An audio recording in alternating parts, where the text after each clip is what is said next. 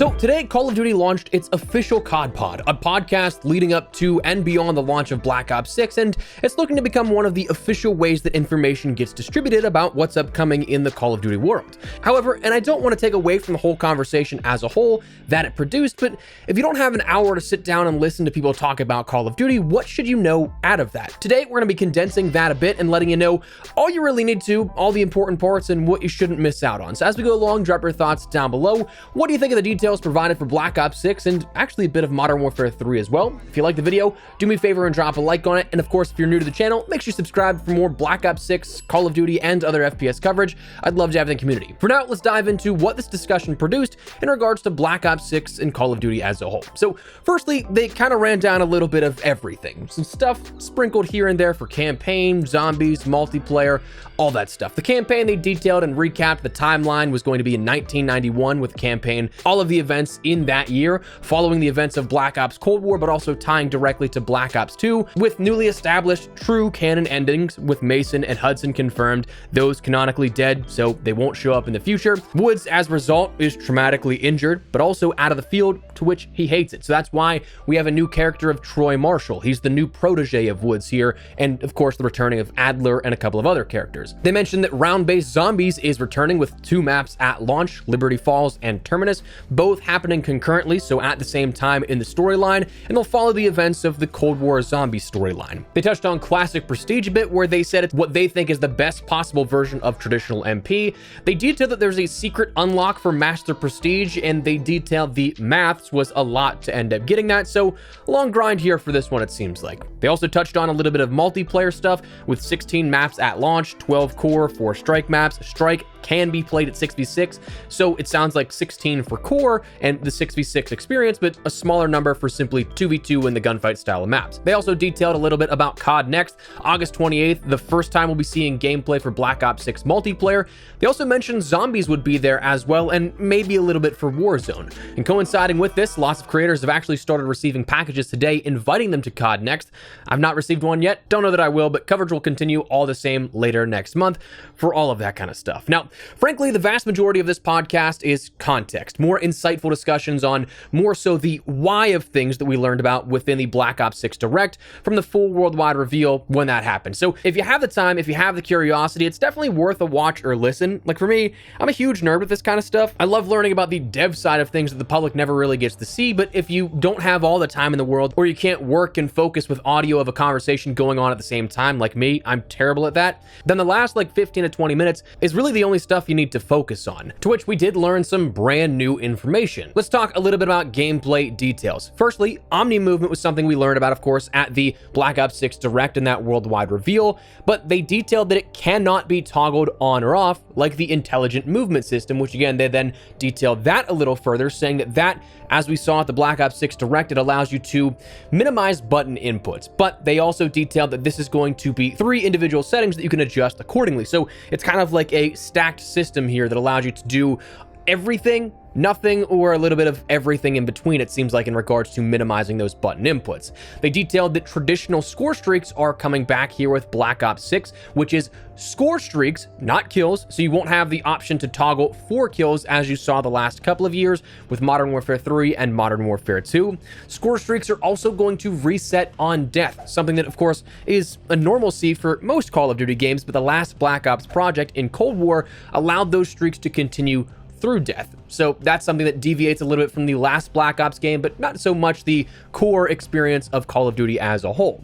But they also detailed, unfortunately, that score streaks do not loop as of the time being. They said they want to reward players fairly and they want to avoid score streak spam. They did use the wording right now though, which makes me wonder if that can change in the future. I feel like the feedback was relatively positive surrounding Modern Warfare 3's reintroduction of the loopable score streaks and kill streaks there, but whether or not we see that actually changed after beta feedback or not, I guess that's only something time will tell. They detailed a little bit more in terms of context for the dedicated melee weapon. They mentioned the melee weapon can sometimes be a baseball bat and that players will have multiple at launch. So we see that we'll have a couple along the way, but they also detailed just design philosophy of not wanting to sacrifice a secondary weapon, which is definitely cool, I think, to be able to have that primary, secondary, and then a melee weapon if it really comes down to it. But again, not sacrificing anything from your gameplay or create a class systems at hand. Love that kind of stuff. And then the biggest part about all of this is they detailed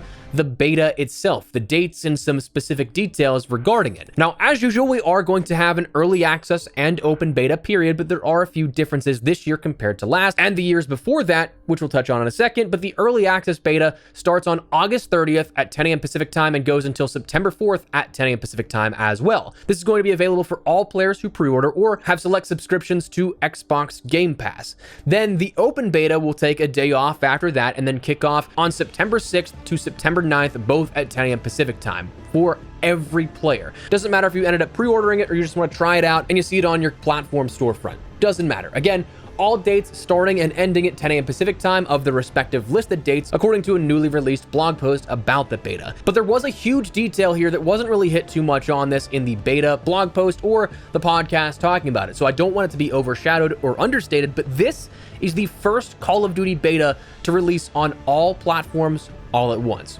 PC, PlayStation, Xbox, does not matter. You can play on your platform of choice, no delays whatsoever, which is huge, I think. All the way back since Black Ops 3, we ended up having that PlayStation exclusive week early access here that allowed players on PlayStation to get extra time on. Back in World at War, there was a beta that allowed for PC and Xbox to end up playing it, but no PlayStation. But this is the first time in Call of Duty history that everyone can play it all at the exact same time, which for me, I'm stoked I can play on my PC and my platform of choice from day one. In accordance with that, of course, I'm just excited that everybody can play all at once and take full advantage of potentially 2 weekends of playtime over a week that is going to be active in terms of days of the week that are active. So maximizing that amount of time that people can play. That is an awesome win, I think. So huge thing you should keep in mind here that shouldn't be overshadowed or overstated by anything else.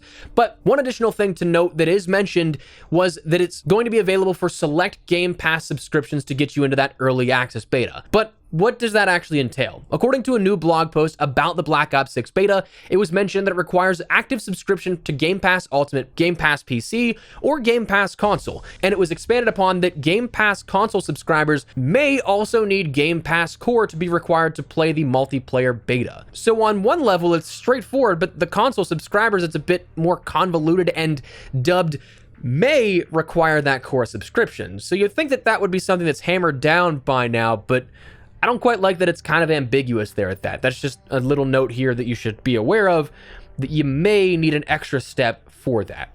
But that was the Black Ops 6 stuff that came out of this COD podcast. They detailed also, as strange as it is to maybe see this all focused on Black Ops 6, they did go into a little bit about Season 5 for Modern Warfare 3 upcoming later next week, where they detailed that we're going to actually have 3 cell-shaded variants to the map pool. So Rust is going to have a variant called Tune Oxide, Shipment is going to have a variant called Cell Ship, and Stash House is going to have a variant called Ink House, which continues those map variation additions on top of the original maps that we'll end up seeing. Now, I wouldn't expect this to be the end of it here, that those are the only 3 maps we see in Season 5, and if Sledgehammer can keep up this pace, it seems like we may end up having at least 2 to 3 original maps coming with this season as well. But if that's the case, we can come back to our discussion stemming from yesterday's video, where it appears that we'll end up seeing Modern Warfare 3 officially cross that finish line to become the game with the most post-launch multiplayer maps. That includes variants, originals, and all, but the most post-launch multiplayer maps in any Call of Duty game in history, which is pretty cool. And again, that's only with, what, 1 gunfight map, 1 war operation, and 0 ground war maps throughout the entirety of the post-launch season, and still with an entire Season 6 to go. Actually kind of crazy to consider, but also cool to consider. And they finally laid out that Operation Deadbolt and that climax of the Modern Warfare Zombies story kicks off in Season 5 Reloaded. Again, likely seeing some stuff in Season 6 tying directly then into what we see for Black Ops 6 Zombies. But anyways, that is the COD pod and a sort of breakdown of everything that was detailed here with this, so that if you didn't have an hour to kill, now you got all that information in a little bit less time. So that's going to wrap it up. Let me know your thoughts down below. Is there anything in particular you guys liked out of this podcast and what was revealed? Anything you're hoping to see revealed in the near future? Whatever the case, drop your thoughts. But if you enjoyed the video, you found it at all insightful, do me a favor, drop a like on the video. And if you're new to the channel, make sure you subscribe so you don't miss a single thing regarding all things Black Ops 6, Call of Duty, other FPS content like X Defiant, and more. I'd love to have in the community. But for now, thanks so much for watching. My name is Espresso. I'll see you later. Take care and peace.